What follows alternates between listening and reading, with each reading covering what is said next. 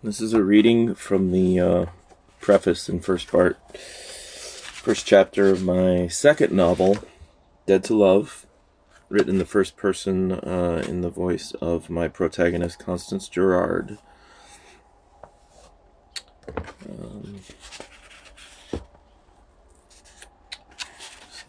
A preface. To those who would see, an invitation beyond the known world to a new world. Come with me. I dare you. I pen this invitation to you as the snows of truth fall at my black window on the sleeping world. I wish for them to fall at yours as well. I want to show you the realms you've never seen before. I want you to see life on the other side. Through the dead, still-reaching trees and behind the black veil the moon holds up every night. Beyond every night the human heart beats out the pain of dead love and longing beside the unknown sea. Let these words be the midnight snow of truth at your silent window. This is the chronicle of my transformation, commensurate with the world's own, which I could not have foreseen as it happened. I think back to when I too once loved and thought I had perfect love, quote-unquote. Long ago, I had my Lancelot on the white horse who swept me up and knocked me off my feet into the satin beds of gorgeous abandon, where the idea of happily ever after flew in some grand arc like a bat, then tumbled into the bottomless pit. I once thought I knew what happiness was. It took entire worlds turning upside down and being pulled inside out for me to relearn just what happiness is. This is not a one-sided tale or the dark side of life, you must know.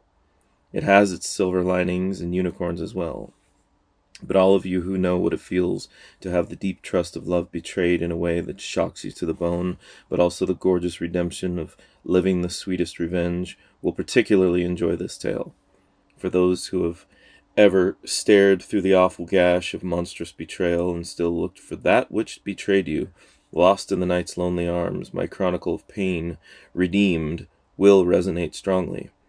I myself had created such a lush and invincible fantasy world that it had blended seamlessly with the outer world, though it ultimately became a trap of unreality that only an unthinkable series of events jolted me out of, and into yet another reality altogether, one that carried with it ultimate redemption, for all of us. We all live with tragedy in some capacity. Every day we read about it or are touched by it in some way in this world at various times in our lives. It's been my job on this planet, in part, to help prevent those tragedies any way I can, or at least to see into the nature of those who were most affected by them, or who perpetrated them, and relate what I see so that justice might take place. I saw myself as a protector of children, and then was raised up and further confirmed in my guardian angel aspect to a degree I could not have predicted, as you will read. And my Lancelot, in the beginning, he was the archetypal hero working on the front lines of chaos, tragedy, and justice. In the end, though, he helped me to see that it is often the apparent heroes who are, at last, found out to be the traitors to life and to security. As for my situation in mundane terms, it could have been any town sprawling its anguished arms ever outward into the wilder reaches to get away from its deteriorating core, or any house, income level, etc. So I'll spare you most of the unnecessary details of my torturous journey to the center of our being, my being, but let me keep to that often terrifying yet divinely held up mirror which I think you'll be able to gaze into and see a reflection of a greater part of yourself, and which spies the very heart of truth, and reads every mind. It also knows every soul and every whisper of broken poetry any of us have ever written on the wind, in that place where eternity itself sleeps, as someone very dear to me once wrote. You might be asking, why should I read the writings of a stranger, and one who has no notoriety preceding her? What will I get out of spending my time on such an endeavor? To that I would respond that something of the destiny of the world resides in these pages. I didn't ask for the mantle that was put upon me, at least consciously. It was something that was thrust upon me, though I felt that once it had all occurred, that I had been preparing for it all my life, uncannily. That is, I had been, in retrospect, the right one for it all to have happened to. though I couldn't really figure out why until much later. Who can pinpoint this thing called fate and destiny? We're brought up one way with a certain set of fixed beliefs, and then our life turns out to be a complete repudiation of our learning or preparation for the world. Don't you agree? I thought I was at last dead to love. For years I thought it the greatest lie ever told. I love you. But found much later that love was some idealized mutual narcissism and not the angelic loving cup running over which I was to discover and embody. And so I sat at my midnight window of truth and wrote out the following record of the great change, as I have come to call it, which is as much of the truth, my truth, and the truth of the world as I can give you for now. Part 1. Happy, all too happy, once. I've often wondered how many of us are deceived by the so-called happiness or contentment of a perfect home, and subsequently lulled into a delusional sleep of complacency. I myself at one time thought I had it all. My so-called dream home in a secluded ex-urban locale in a quaint, untroubled setting. A beautiful, talented daughter and a handsome, dashing husband who worked for the municipal police department, whom I loved and trusted implicitly, and a nice practice as a psychologist while I bloomed as a budding writer in my off hours. But what I didn't have was any real faith in this short-sighted species that substitutes artificial creations for all that it destroys, that it maims, kills, obliterates, then names streets, towns, states, and schools after what it casually and ignorantly sacrifices. I wanted to withdraw from all the madness and chaos which was eating the natural world up bit by bit and retreat into the fantasy in which I cocooned myself and poured into my stories. That was my primary gift as I saw it. I let my Lancelot deal with the evil big bad world, and I got on with the so-called instinctual, natural duties of being a woman, homemaking, but with an avant-garde twist. A twist which I think in the end my partner resented. Don't they all in the end? But anyway, that doesn't really matter. The monster it turned out was much bigger than our mutual resentment, the breakdown of my marriage, and the one in bed beside me. I should also tell you about my other gift. Call it what you will, ESP, second sight, psychic intuition, or what I call divine insight. It began when I was about 6 years old. That's when I first knew I had it. Although when you're 6 years old, you can't put a name on these things. All you know is that a window in your head is opened and more light is coming in. I really didn't analyze it in adult terms and say, wow, that's really something. What a gift I have, or what an oddity that is. No, I did as children do. They accept with all the knowing and intuitive power inside them the magic that comes to us and flows from us naturally. The meek inheritors of a mysterious kingdom that speaks its own secret language to us. From time to time, I would share my visions with my parents, and they would blithely brush them off or give them some kind of token acknowledgement or concern, then go back to their dinner parties or TV shows. Anyway, I recall a specific time when I was 6 and knew there was something there beyond my 5 senses, when our neighbors, the Brodskys, left on a Sunday in their aging car, and I just knew they would come back with a new car. I had had no prior knowledge of their decision to purchase a new car that day, I assure you. I saw them buying it in my mind's eye. Sure enough, they returned a few hours later with a brand new blue station wagon, just as I had foreseen it. My visions continued being a private thing which I learned not to speak about until one day when I was 11, and my words regarding my gift could not be passively recognized or outright ignored anymore. Daddy, I see a school bus on the railroad tracks. Children are screaming. There's a train coming, I had exclaimed importunately one quite usual school day morning, to which my father sort of grunted as he read the paper. He glanced out the kitchen window and shook his head, saying, "Crazy child," with his body language. "Not out there, Daddy," I said urgently. "It hasn't happened yet." I remember pressing, though quite innocently, as he scoffed and continued sipping his black coffee in his neatly pressed suit. "Honey, don't bother Daddy while he's trying to read the paper," my mother had said, breezing into the kitchen and taking my hand. "Let's get your coat. It's time to go to school," she gently suggested, as I felt for the first time in my life, and not the last, that something important I was expressing was being flatly ignored. I remember feeling the anger of the flummoxed child. I pouted as I protested, "But Mommy! Mommy!" trying to convey the truth of my visions to her, but was interrupted a few more times on the way to school. Left in front of the school, I recall feeling abandoned by those I loved and trusted most. After watching my mother's car drive away, I ascended the steps to the dark and scary building in a maudlin fashion, pattered through my school day, bereft of care, returned home, ate my dinner, and went to bed without saying a word to my parents. I simply shrugged my shoulders, or nodded or shook my head at their few inquiries. I felt betrayed, insignificant. The next day, however, my mother greeted me at the back door with a stunned, horrified look on her face. "Constance, my God, what you told us has," she said in a shocked voice. "Oh my God," she kept repeating, her face pale as a winter moon. Soon I gathered that the vision I had seen of the school bus full of children stuck on the train tracks had become a reality. My mother wept inert sobs, almost as if for herself, as the news story played on the TV set. I stood in front of it as the news reporter declared the reality of the train having struck the bus, killing 14 kids.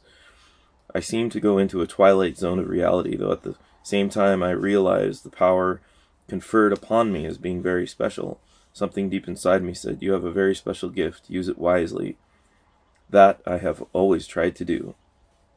Like the time it hit me like a fiery bolt from the heavens, the vision, the absolute certainty that a major luminary who had been very much bandied about in the popular media had been deliberately given the cancer that had quickly killed him. You all know his name. He revolutionized computers and the high-tech industry, his ne plus ultra achievement being the pocket jukebox device, or e-juke, that virtually everyone who wasn't living in a cave had. It was also called a personal media player, or pimp for short, which to me already gave it a dubious aura.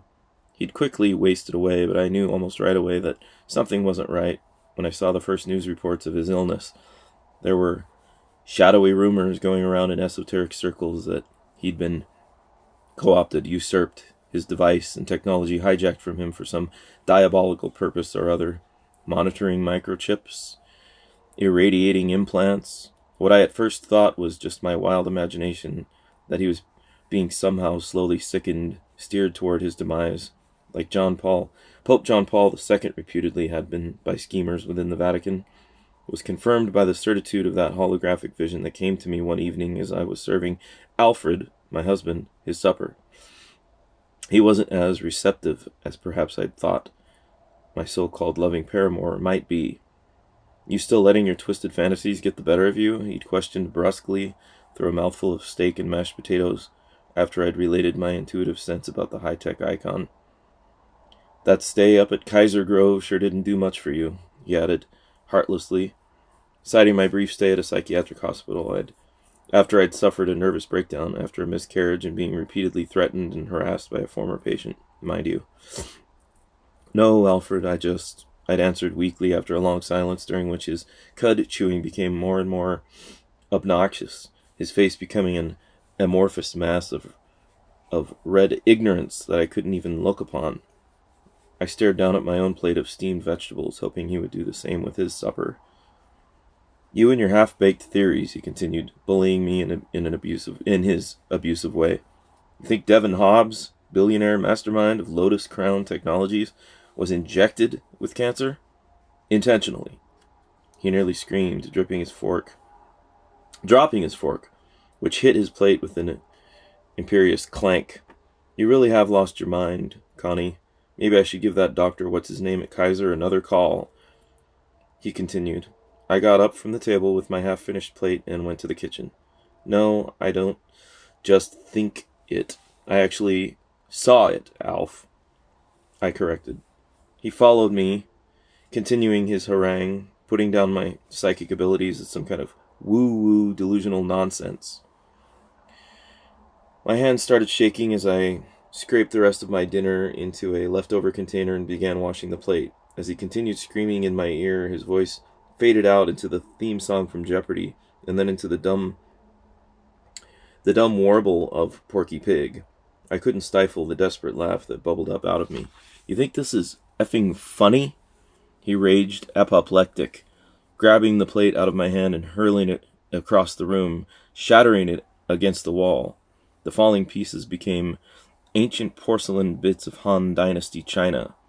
Focusing in on them, I could see the Oriental emperor and empress sitting imperiously on their thrones, sending their armies out to meet the mongrel hordes on a sunny day, with cloud armadas floating in to cover the light as they wanly smiled.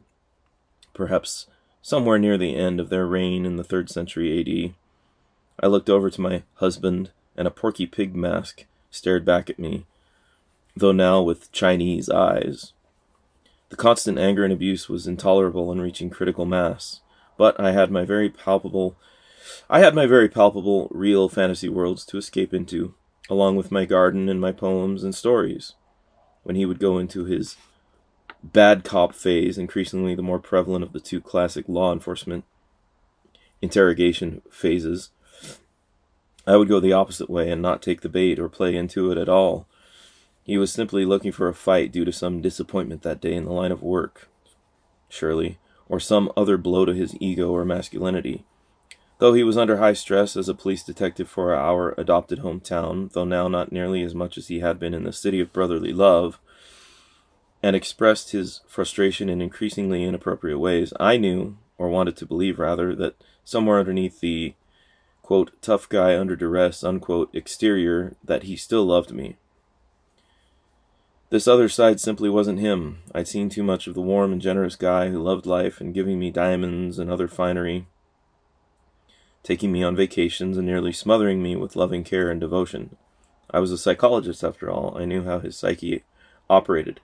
Classic machismo, acting out or acting the part to prove his masculinity and self-worth, and its deferential counterpart of apologetic overcompensation and subsequent abusive disposition. But the Jekyll and Hyde act was wearing me down, as it was our daughter, Fiona, who was increasingly escaping herself, a specifically troubling aspect of this being the resurrection of her childhood imaginary friend named Twirl. I had my own breaking points that I mostly chose to hide from his volatile view, and my own coping mechanisms. They were just far more creative, rather than thoughtlessly destructive, like his. It was tragicomic, the way our two separate psychological MOs and personalities became more and more set upon wildly diverging paths. He would be screaming about not getting a promotion he'd apparently been promised, or having to let a suspect go due to lack of evidence, and I would automatically revert into escape mode and go into other worlds. I had given up long before trying to argue or reason with Alfred, by this point, where he would be in a rage as soon as he hit the door. I had done the fleeing and staying with my sister in Toronto bit, and with friends and other family, but he had deftly charmed me back, promising endless devotion, once again, care for my feelings, no more anger and verbal assaults, etc. But I recall that standout moment when a few weeks after he'd done one of his rescues of me from the clutches of worried friends or family members, he'd gone into yet another rage about something decidedly petty. I mentally diverged onto the road less taken, right into one of my sci-fi fantasies I had been sketching out for a book idea. I'd become the queen of a distant planet in a faraway galaxy, who is greatly celebrated by the people she does good works for, but who has no king. My people are concerned, though, because I'm the first monarch in my dynasty not to have a counterpart on the throne. This seems to be of particular concern to the people of planet Voltaine 4, due to the fact that I am a woman.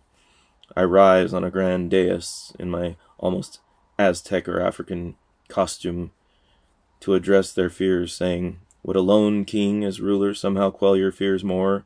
Do I not suffice for many of my married ancestors together in all the good works I do for you, my beloved subjects?" I imagine my alter ego querying the tremendous mass of people below me in the great square surrounded by fantastic gold-hewn pyramids. A subdued roar begins to go up. I look up and see a shadow begin to cover the closer of our two suns, but I'm suddenly I'm suddenly torn away from my fantasy by the rude bark of a dog with an almost human timbre. "Where are my black gloves?" he'd shouted at me twice before stomping away in disgust. I reached back for my fantasy like a dream you desperately want to cling to after being rudely awakened from a halcyon sleep. I see myself again, adorned upon my throne with a feathered headdress and intricately brocaded breastplate and matching rainbow-colored armlets and skirt. I adored my courtiers as much as they showered me with their lavish doting. I swam in this beautiful escape even as my unstable mate stomped, slammed doors, and complained in his now usual crass, selfish way. I let my extrastellar fantasy fugue completely subsume his peculiar demands and childish behavior. I becoming an ancient Hindu goddess, meditating in a waft of incense and saffron. He stomped back down the stairs, addressing me once again. "Are you listening to me?" he fumed. This time his voice came out in a cartoon chipmunk squeak, causing me to giggle uncontrollably. "I'm sorry, Alf," I said, trying to stifle my giggle. His face this time turning into Alvin from the Chipmunks. "Oh, you really think this is funny, don't you?" he raged, causing me merely to internalize my fit of chuckling and paste on a serious, reverent mask. He continued trying to bait me, but his voice continued to issue forth in that hilarious cartoon squeak. It hurt my solar plexus, holding back the laughter. I thought I was going to explode. Alfred's face reddened the more I became a twisted mass of stifled laughter. "Maybe I'll get lucky and he'll kill himself with high blood pressure," I couldn't help thinking as he ripped through the front hall closet, tossing coats, gloves, boots, and other objects out behind him. "What have you done with your hair? What are you wearing?" he'd asked derisively during this tantrum. I'd attempted to costume myself like my alter ego Queen Shen Devia of Altane 4, with my hair up in special regal braids of fine jewelry entwined in gold. I was also on a bit of a Frida Kahlo kick as well, and wanted to affect some of her regal poise and special knack for self-adornment. I'd said nothing in response, but played with my bracelets and touched the braids of my new off-putting hairdo. Finally discovering where he'd found his black gloves, he put them on. "If the glove fits, you must acquit," I couldn't help thinking, the almost comic absurdity outpacing the delirious stupidity. It had snowed lightly that day. Or were they cherry blossom petals blowing in the spring breeze, rather. I wasn't sure anymore of anything. "Gonna play the deaf mute again, huh? You're as crazy as your sister, you know that?" he declared, laughing a simpering, insecure laugh that only served to discredit his ostensibly hurtful statement. His reference about my sister Evie was a typical low blow, dragging my family into his insecurities. I knew better, and he, this nightmare I was now married to, knew better as well. He histrionically exaggerated his laughter to the point of feigned choking. "I'm going out for a while, and when I come back, I expect dinner to be on the table, Connie," he said after catching his breath. He then opened the front door and was gone, with another house-shaking exit. Slam! I'd wished him to stay gone forever, to be caught in a vicious blizzard while warming myself by continuing my fantasy, writing it out in my work in progress called Vulcan's Garden, which was really about ignored regality living with a human volcano, i.e. a forceful, domineering persona. We were indeed a long way from our courting and newlywed days when we shared a happiness which I now rightly see could only have been a dream, a thin mirage. But you see, it wasn't always like this. The screaming, the shattering plates, the endless harangues, and my admittedly reactionary escapes into a burgeoning fairy tale dreamland. Alf and I were quite close at one time, and believed in each other, heart and soul. We laughed together, took memorable trips to exotic locales, and created a beautiful child together. Her name is Fiona, my brilliant, bright angel. But now we exist, it seems, simply because we chose to exist together at some point in the past. And for whatever reasons are still playing that hand out. But that probably sounds like a pat rationale to you. Perhaps it is. It's depressing, though, to think how much we're just like every other couple who suffer the residual effects of the wearing of old, worn-out, mismatched shoes just because they fit.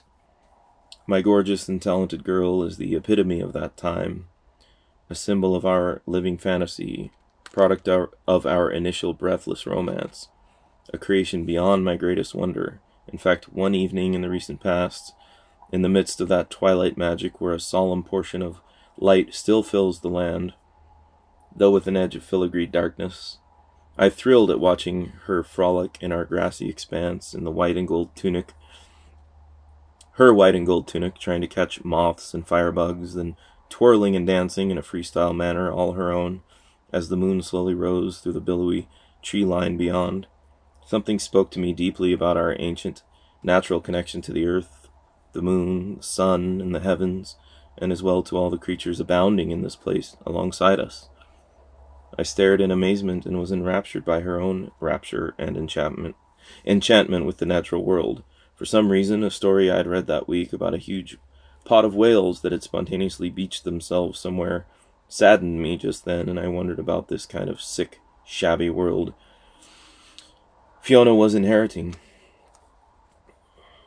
My ringing cell phone ripped me out of my reverie. Seeing that it was my sister Evie, I thought, wow, speak of the devil. I immediately read into her incoming energy that she was in need of something. It wasn't to shoot the breeze or find out about my life, her call. She only called generally when she needed money or some kind of favor or advice or something. Hey, Evie, what's up? I greeted her. Oh, hey, sis, what's new? Came her perpetually disaffected reply. Oh, same old, you know. Yeah, I'm surprised to hear your voice, she replied. Why is that? I asked, perplexed. You called my phone. Yeah, I know, but the last few times you've let it go to voicemail and haven't bothered to call you back. Yeah, I know, Evie. Listen, I'm kind of busy right now, I lied. Oh yeah? No time for your little sis, eh? What do you need, Evie? Do I have to need something to talk to you? She replied, pretend hurt in her voice. Yeah, actually, you always do, I said, exasperation and fatigue coloring my honesty. Well, I'm sorry, she said tersely after a long pause. Are you, Evie? I mean, all the money I loaned you and all the times I've helped you out of sticky situations. I can't remember the last time you called me, she responded with more affected hurt. I don't have to. You're sure to call at your needy intervals. Even when we were young, you never went to Mom and Dad. It was always to me for all your shit, I said, my bitterness and disappointment in her coming through. Oh, and I suppose you never went through any shit with Aaron and with your abortion. You think you're somehow unassailable in life? You've messed up plenty, my little sister riposted. Oh, shut up, Evie. I don't want to rehash this shit again with you. How much do you need? I inquired with long-festering impatience.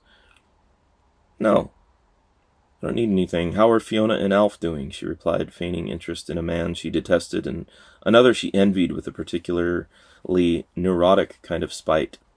Her act was as see-through as a plate glass window. Just then I heard Alf come in the front door and slam it again. Oh, Christ. Can I get a break, ever?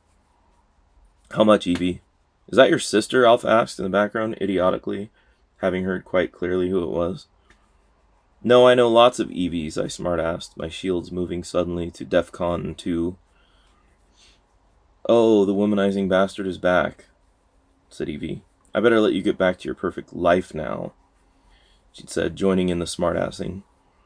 You know, Evie, if you spend as much time bettering yourself as you do haranguing people into feeling sorry for you and buying into your crap, you'd actually be somewhere in life by now, I counterpunched, the silence from the other end palpable.